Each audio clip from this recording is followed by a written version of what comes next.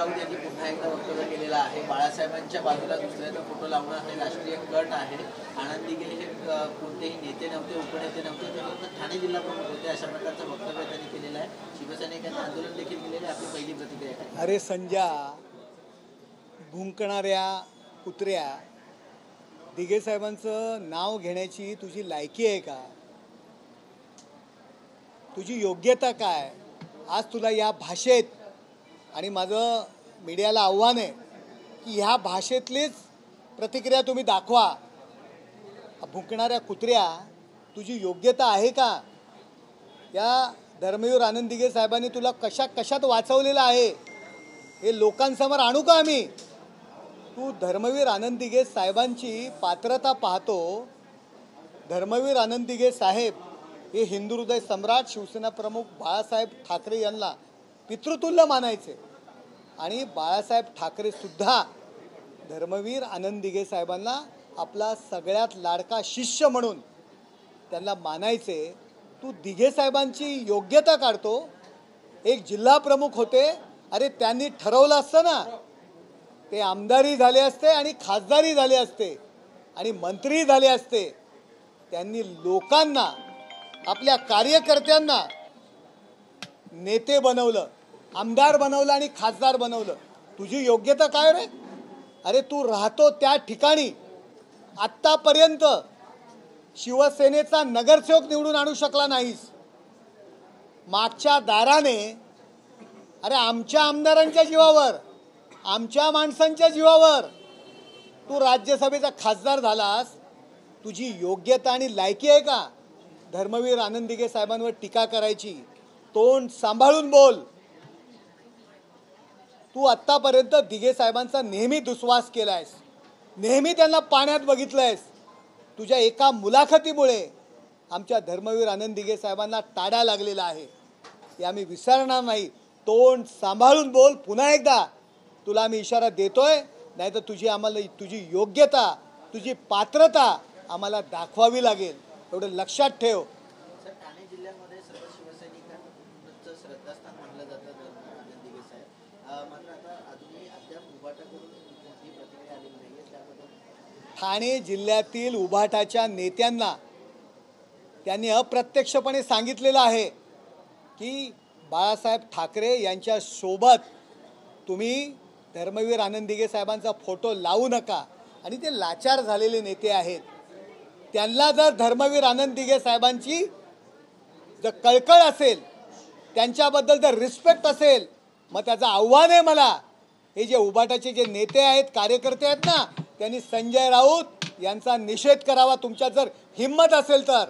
नाहीतर तुम्हाला ही ठाणे शहरातील, ठाणे जिल्ह्यातील नव्हे, महाराष्ट्रातील जनता उभाटाच्या नेत्यांना ठाण्यात फिरून देणार नाही. त्यांना सुद्धा इशारा देतोय आम्ही. नंतर जर आमची जनता, दिघे साहेब प्रेमी जर तुमच्या मागे जर लागले ना, आम्हाला तुम्ही नेपाळचं उदाहरण देताय, आता तुम्हाला आम्ही सांगतो, जर शिवसैनिक रस्त्यावर उतरले, हिंदू हृदय सम्राट शिवसेना प्रमुख माननीय बाळासाहेब ठाकरे आणि धर्मवीर आनंद दिघे साहेब यांना मानणारे शिवसैनिक रस्त्यावर उतरतील आणि तुमची पळताभुई थोडी होईल, हे लक्षात ठेवा. आणि खरंच जर तुम्ही धर्मवीर आनंद दिघे साहेबांचे शिष्य असाल तर संजय राऊत यांचे पुतळे जाळा. तुमच्यात हिंमत असेल तर. तुम्ही जर दिघे साहेबांना बाप मानत असाल ना, तर संजय राऊत यांचे पुतळे जाळा, तुमच्यात हिंमत असेल तर. स्थानिक स्वराज्य संस्थांच्या निवडणुका पाहता आनंद दिघे यांना कुठेतरी फक्त ठाणे जिल्ह्यापुरतं मर्यादित करण्याचा हे राजकारण आहे का असेल? हे बघा, धर्मवीर आनंद दिघे साहेबांना नेहमी यांनी पाण्यात पाहिलं. धर्मवीर आनंद दिघे साहेबांचा नेहमी अपमान केला. त्यांना एवढा प्रचंड असा मानसिक त्रास द्यायची ही लोक. त्यांचं जिल्हा प्रमुख पद सुद्धा काढायच्या मागे लागलेले. तुम्हाला मी उदाहरण देतो. काशीनाथ घाणेकर नाट्यगृह आहे, त्यांना आम्ही धर्मवीर आनंद दिघे साहेबांचं नाव देणार होतो, परंतु यांनीच, या लोकांनी धर्मवीर आनंद दिघे साहेबांचं नाव त्या काशीनाथ घाणेकर नाट्यगृहाला देऊन दिलं नाहीये. एवढा राग दिघे साहेब गेल्यानंतर यांच्या मनात होता. फक्त ठाण्यात आल्यानंतर केवळ त्यांच्या समोर नतमस्तक होण्याचे जे नाटक करतात ते उभाटाचे जे काय ठाण्यातले जे काय आहेत ना उरले सुरलेले, त्यांनी लक्षात ठेवा, धर्मवीर आनंद दिघे साहेबांचा इतिहास, धर्मवीर आनंद दिघे साहेबांची प्रतिमा आणि धर्मवीर आनंद दिघे साहेबांचं काम हे पुढे नेण्याचं काम एकनाथ शिंदे साहेबांच्या नेतृत्वाखाली जे सुरू आहे, महाराष्ट्रातच नव्हे तर संपूर्ण हिंदुस्थानाच्या बाहेर जे घेऊन जाण्याचं काम आहे ते केवळ एकनाथ शिंदे साहेबांनी केलेलं आहे. आज सचिवालयामध्ये, आज मंत्रालयामध्ये, आज दिघे साहेबांचा जेव्हा फोटो लागला जातो ना, तेव्हा आम्ही दिघे साहेब प्रेमी लोकांचं ऊर भरून येतं आणि संजयासारख्या कुत्र्यांची आज मान खाली जाते. ठाण्यातील जनता नाही, महाराष्ट्रातील जनता यांना त्यांची योग्य ती जागा दाखवेल. माझे कसं राजन विचार दिघे साहेब 25 वर्ष झाले आणि आता संजय राऊतांचं वक्तव्य करताय, त्या वक्तव्याची मागण्याची भूमिका काय असते, त्यांचं नेमकं उद्देश काय असतो त्याचा? त्यांच्या पोटात असलेला राग, धर्मवीर आनंद दिघे साहेबांची लोकप्रियता, आजही लोक त्यांना देव मानतात. वाडी वाडी, वस्ती वस्ती, झोपडपट्टी, कामगार वस्ती, आदिवासी वस्ती, उच्चभ्रू वस्ती, दिघे साहेबांना जे देव मानतात आणि यांना कोण कुत्र्यांनी विचारत नाहीत, म्हणून त्यांच्याबद्दलचा जो दुस्वास आहे तो त्यांच्या वक्तव्यातून बाहेर येतो. सर, राजन विचारे माजी खासदार यांनी आरोप केलेला आहे की एकनाथ शिंदे यांना शेंदूर लावल्यामुळेच त्या आमदार खासदार होऊ शकलेले आहेत. जर त्यांना शेंदूरच लावलं नसतं तर ते काहीच झालं नसतं. हिंदू हृदय सम्राट शिवसेना प्रमुख माननीय बाळासाहेब ठाकरे, धर्मवीर आनंद दिघे साहेब यांचे आशीर्वाद एकनाथ शिंदे साहेबांच्या पाठीमागे कायम आहेत आणि म्हणून ते पुन्हा पुन्हा आमदार झाले, मंत्री झाले, मुख्यमंत्री झाले, उपमुख्यमंत्री झाले. ते आशीर्वाद कायम आहेत म्हणून, त्यांचे आशीर्वाद आणि त्यांनी शेंदूर लावला म्हणून. परंतु अरे राजन विचारे ॲ करून ते त्या आपल्याला जे हे करतात, हां ऐकलं का, हां समजलं का, विषय काही कळत नसतो. अरे राजन विचारे, तुला एकनाथ शिंदे साहेबांनी शेंदूर लावला होता ना, म्हणून तू आमदार झालास, खासदार झालास. आणि त्यांनी जेव्हा तुझ्या त्या ह्या दगडावरचा हात काढला ना, तेव्हा तू आमदारी नाही, खासदारी नाही, आणि आता हिंमत असेल तर नगरसेवकाला उतर. तू नगरसेवकामधून सुद्धा तुम्हाला आम्ही हरवणार आहोत. तू मान्य केलंस की एकनाथ शिंदे साहेबांच्या पाठीमागे बाळासाहेबांचा आशीर्वाद होता, परंतु तू आता आमदारकीलाही पडलास, खासदारकीलाही पडलास. म्हणजे एकनाथ शिंदे साहेबांनी हात काढला म्हणून तू पडलास, हे तू मान्य केलं. आधी तू नर्मदेतला गोटा आहेस हे स्वतः मान्य कर. सर, काल मीनाता ठाकरे यांच्या पुतळ्यावरची विटंबना करण्यात आली. तो व्यक्ती ठाकरे गटाच्या कार्यकर्त्यांचा नातेवाईक होता आणि त्याची जेव्हा चौकशी केली, अरे ती व्यक्ती, तो फोटो बघा, ती व्यक्ती, तो फोटो, त्याचे नातेवाईक 24 तास मातोश्रीवर असतात, 24 तास मातोश्रीवर असतात.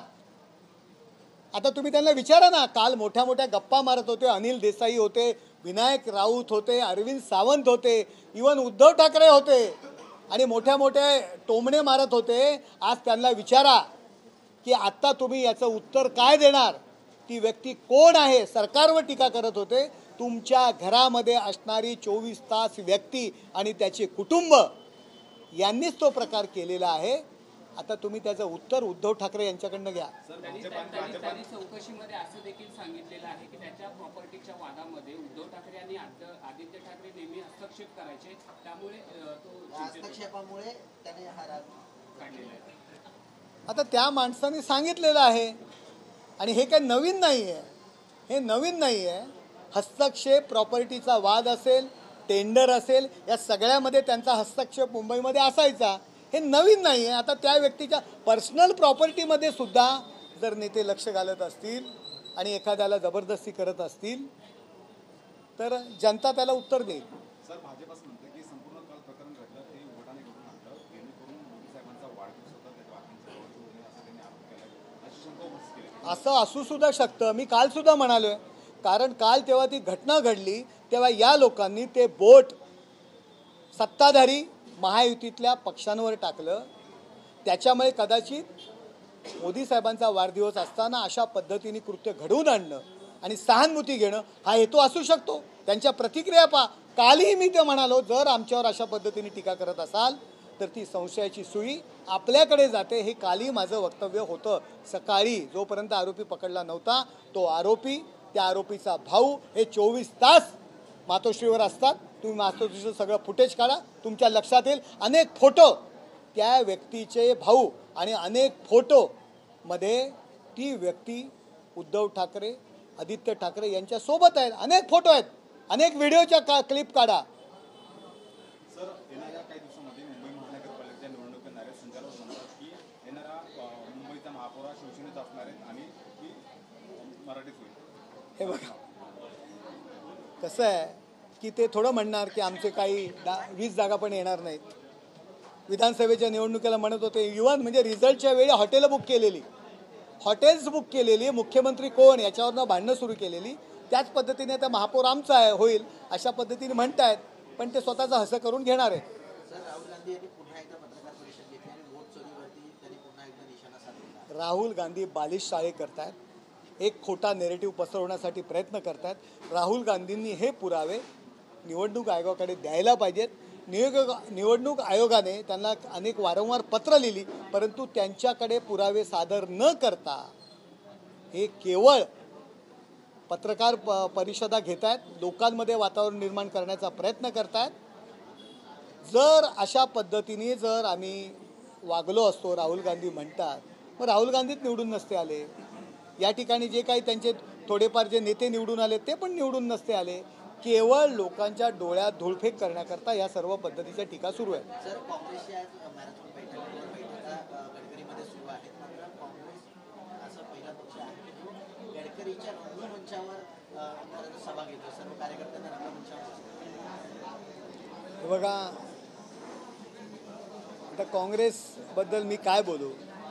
संपूर्ण देशात काँग्रेस संपलेला आहे, त्यामुळे ठाण्यातही काही नाही आहे असं मला वाटतंय. त्यांचा पक्ष वाढो ही त्यांना मी सदिच्छा देतो, शुभेच्छा देतो.